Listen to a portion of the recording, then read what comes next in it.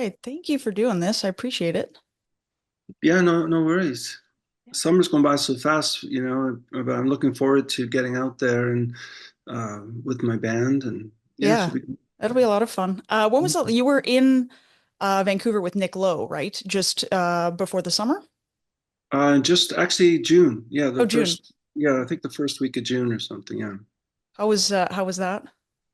It was amazing. I mean, Nick, we go back a fair bit, and we did a lot of touring in the mid 2000s, Mhm. and I always hoped that we would be able to do it again, but we're both getting older and everything. So I was just really happy that he reached out, and I still want to. We're talking about maybe going to Scandinavia now or something, but no, it was a really good tour for both of us. Nice venues, really good, really well attended shows. So. Nice. That's a lot of fun. Does it ever, I read an interview where you were talking about Nick Lowe and you were saying that when you heard him play Secret Heart, that you just couldn't get over it. And do you still, when you're on stage with him, do you still feel like you have to pinch yourself? I really do. I mean, when I first came on the scene, it was really those sort of people over in the UK that were lifting me up, like Nick and Mhm. Elvis Costello and Elton John and stuff, which was very surreal, because that's the stuff that I kind of grew up on, and just the idea that they would have ever even have heard of me, Mhm. which was kind of bizarre. And but I met Nick in '99. He came to see me play in London, and we've been sort of friends ever since. We have a lot of, I think, common influences and things, even though he's a bit older than me. All right. We're both big fans of a lot of the same writers and, the Sam Cooke and Buddy Holly and people like that. So it's just easy with Nick. He's a perfect gentleman. Yeah. We never run out of things to talk about. He's got some really good stories. And yeah, so it really is a pinch me kind of thing, not just with Nick, but for some, I mean, I email Elton John and I emailed each other, which is weird because my whole bedroom was Elton John posters as a kid. And, anyway, it's just, I don't know why that happened, but it happened for some reason. That's pretty wild, actually. I would feel exact same way. Right above me here, I have a framed Elton John "Louder Than the Concord" I was poster. on So that tour. I went to that tour. That was there my you very first concert, 76. My mom drove me to Buffalo. I was like 11 years old, wow. I think, or 12 maybe. Anyway, and I couldn't, but I thought I was the only Elton John fan until I got there. It was like 75,000 people. It's crazy. So, What's the first Elton John record you bought? well, like a lot of people, I started with the Greatest Hits album Right. because I was in grade 5 and had a crush on a girl who had that record. And so I guess I wanted to get in with her, be popular with her. Yeah. So I got the record and I was like, well, I know this song. I couldn't believe how many songs on it that I knew. Hmm. And I didn't know were Elton John. He was also for me a sort of a catalyst to, like, for example, the Beatles. The very first time I heard Lucy in the Sky with Diamonds was Elton John. And I thought it was an Elton John song. And I went to the library to get the Beatles double blue greatest hits, which had it on. And again, I was like, oh my God, look at all these songs by the Beatles that I love. And, I got into the Who because Elton John was in the movie Tommy, so Right. it was like, Yeah. it's just been this sort of springboard, to life. That's fantastic. That's just, I'm curious about how often you attend concerts and who you go see. It's been a while actually since I've seen a concert. I'm trying to remember. I mean, I opened for Steve Earle recently in Massey Hall. That was Mhm. last summer. That may have been, and then I watched his show from the Wings. But I used to go see Gordon Lightfoot every year, Right. before he passed. And I think maybe that was maybe my last concert where I was actually in the audience Mhm. watching, because I don't live in Toronto anymore, so I'm not really close to where all the concerts are. Mhm. I'll go to see someone play in a club here or something like that. But as a kid, I went to all those big open air shows where 70,000 people. I don't know if I could do that anymore. No. But yeah, I love to sit in the theater. I remember going to see Cat Stevens at Massey Hall, which was amazing. Just the fact that he was touring again after so long. You know, but I do love the concert experience though. It's like nothing else. So What about when you're on stage? What do you hope people are getting from your concerts when they're in the audience? Well, I'm sort of the old school in my approach. I just basically stand there and sing. Like I don't jump around a lot. I No. don't. I don't have a big production or anything. But I mean, all my heroes did that. Dylan, all they get on stage and they just try to put it across. Sometimes I have a band. Sometimes I'm solo. But whatever I'm dealing with, I just I'm very fortunate to have built a bit of a fan base over the years, and a body of work, so I can go out and play songs from all my records. And, obviously there's some people who are more casual listeners and they only know the sort of, not that I've had big hits, but, the ones like I see. Secret and things like that.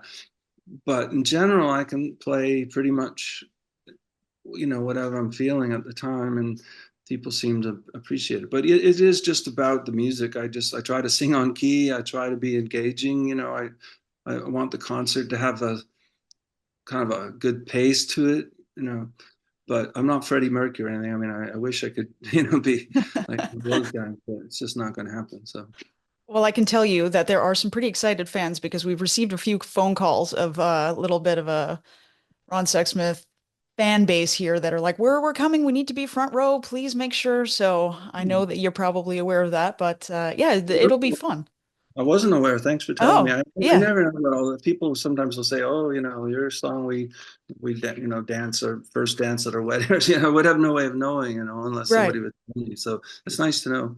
Yeah, so they're really looking forward to it, and we've reached out to them and say tell everybody, it's such a great venue. It's a small venue. It's an intimate venue, and I think it's going to be a great night. I'm I'm curious about so I was listening to the Vivian Lane, and it's a great album. I really have had it on and in the just by the pool and everything, and it's really great. And I'm curious about the song "Outdated and Antiquated" because Yeah. it's you mentioned a couple times about Justin Bieber and things that are the lyrics are not as deep as, let's say, someone like Leonard Cohen. So what does that song mean in today's world with regards to what music is being put out there? Well, that one was me just sort of making fun of myself, really, that song, because, every morning I walk around the river here in Stratford, and I usually have my Discman with me listening to a record. I mean, I could have a phone with a million songs on there and just, but I like listening to albums. Yeah. And I'm not a tech person. I don't have a cell phone. I don't drive. And so, if in a way the song was just me making fun of myself and also standing up for myself as well, for my sort of, I don't know if it's stubbornness or my Ludditeness, or if that's a word. I don't know, but it's just, yeah, that was a fun song to write. I got to use the word balderdash, which how many times do you get to use that word in a song, and so I do like the English language and wordplay and fooling around with that. So, and when I was playing that song last year when I was touring Vivian Line, that song went over really well every night. It's how you never know when you make a record, Yeah. and it comes to the part where I sing, they don't make them like me anymore, sort of thing. And there's this, I usually would get a kind of a burst of something there. Of course. but, but yeah, it's just sort of a funny song, really.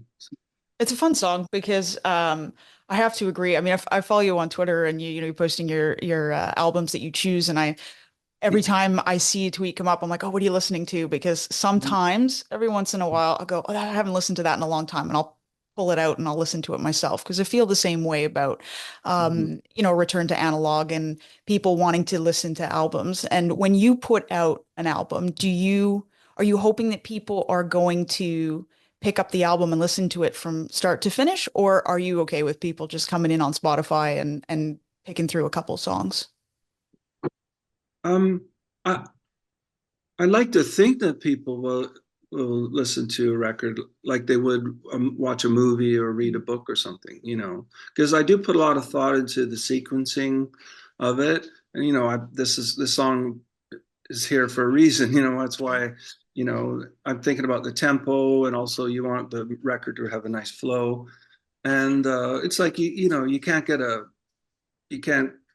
get a movie and just rearrange all the scenes and you know what I mean, like that. But at the same time, I'm just mostly happy if people are listening to it, and if there's one song they're just playing you don't have really any say in the matter. No. People are free to listen to. So you know, and there even for me, there's some records I listen to where I just for some reason I just want to hear the B side, so I'll just play the B side of that album, you know, because that's what I'm into at the time, you know. But most of the records, though, I mean, I'm old, so I listen to a lot of the same things over and over. Because that's, I don't know, I never get bored of that. I just love, you know, for example, through the pandemic, which was a very stressful time, I was listening to so much Warren Zevon music because Mhm. it just something about his point of view and his humor felt made me feel really heroic, you know, and I need and also the Who, which is like almost a juvenile thing, you know. And as a kid, I just loved the sort of not the anger of the Who, but you know, there's The this intensity. Yeah. intensity of what they did, and that's not really in my music. I wish it could be a little more, you know, but I love that kind of stuff, and even the intensity, like I say, of Warren Zevon's music. So I listen to a lot of that, but then I'll get in a folky stage where I'm listening to the Seekers or Mhm. lots of, you know, Gordon Lightfoot, who's also someone I listen to a great deal. What about newer artists? Do you listen to newer artists? Which ones? People, I'm not so good at that. I mean, there's some people that I like Jerry Legier. I think is really great, and he's kind of a survivor. I met him when Mhm. he was 15.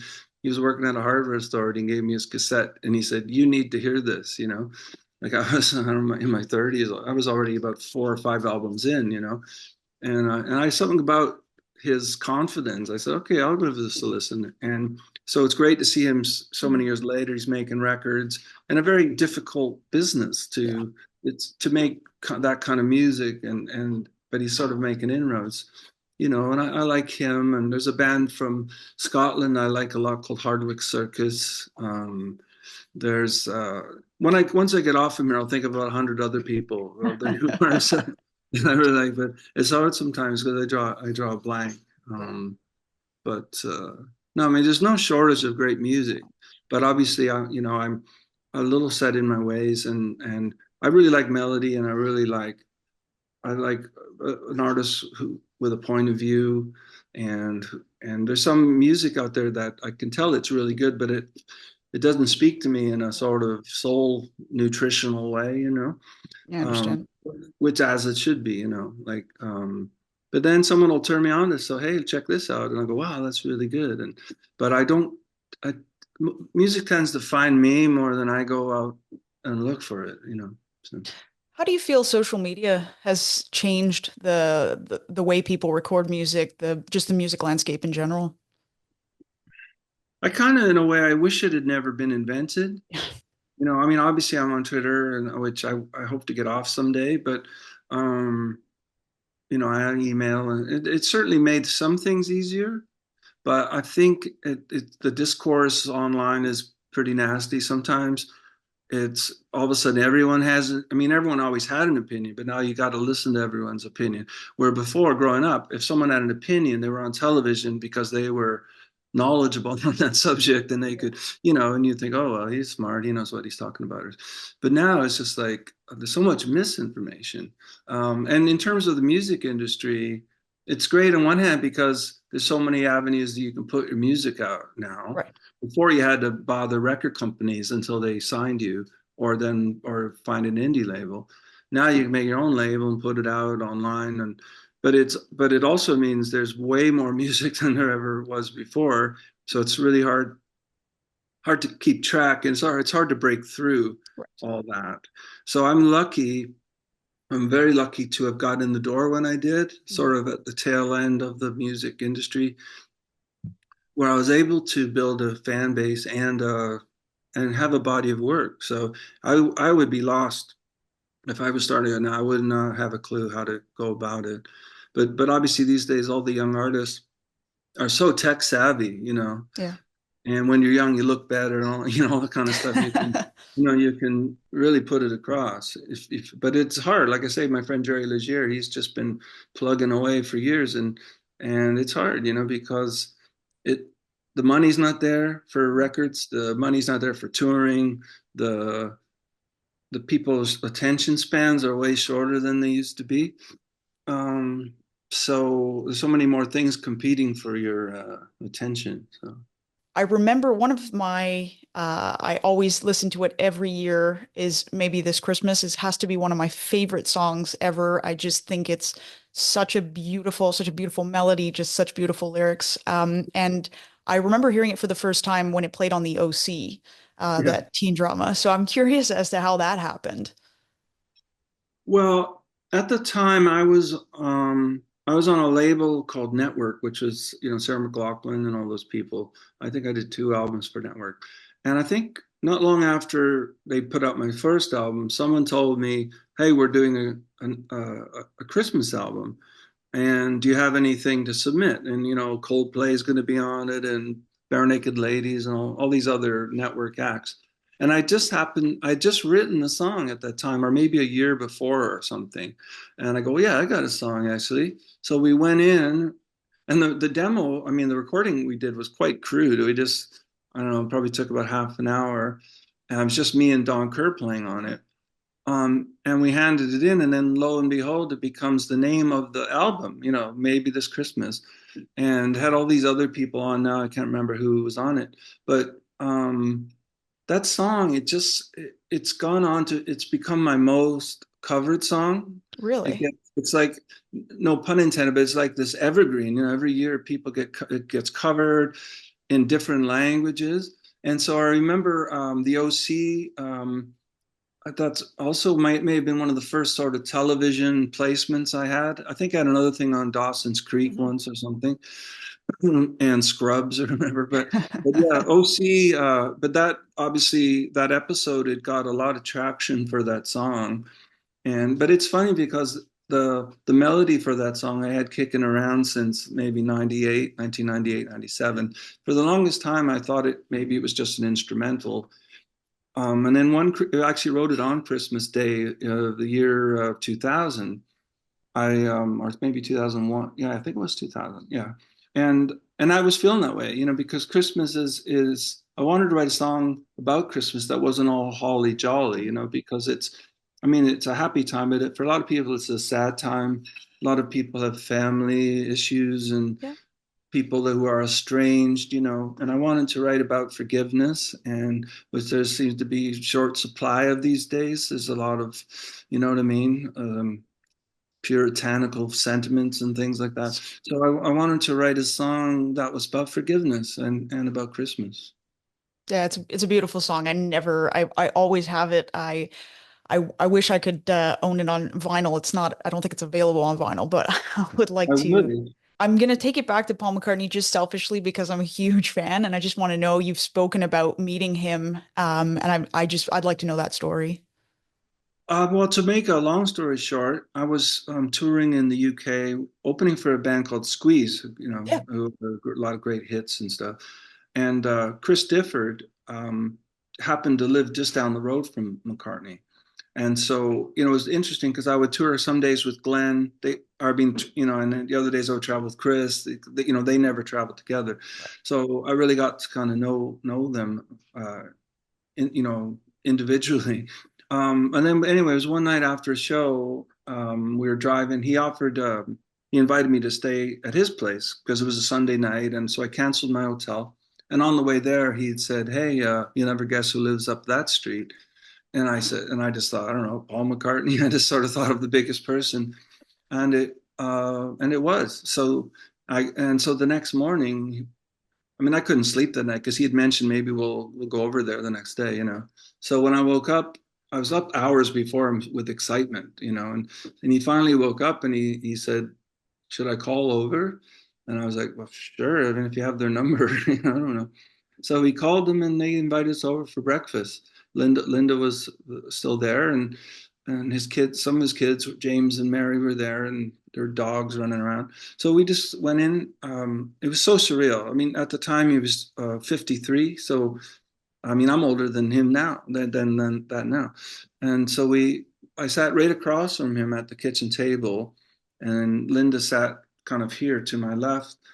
And I was, pretty shy first going in, and it's weird to look across the table and see him. But then the conversation opened up to Gordon Lightfoot actually, because Linda said she was a big fan, and then that sort of brought Paul in, and we talked a lot about Wings. He played me some new tracks on his stereo from a album Flaming Pie, which Yeah, wasn't that good. And then we jammed a bit, brought out some guitars, we sang some songs. Um, it was just the whole thing was just so bizarre because it was also my first trip to England. mm, And right before I'd left, some friends of mine had just sort of jokingly said, "Say hi to the Beatles for us." I didn't think I was actually going to meet one of them. So it was very, very weird. And one of the many sort of Forrest Gump moments in my life where of course. these things I've just stumbled into. And where I remember sitting at his table going, my friends are not going to believe this. Um, it's crazy. Even, using, he had a little water closet by the kitchen, even using that. I look, there's a Picasso hanging up in the water closet. It was just crazy.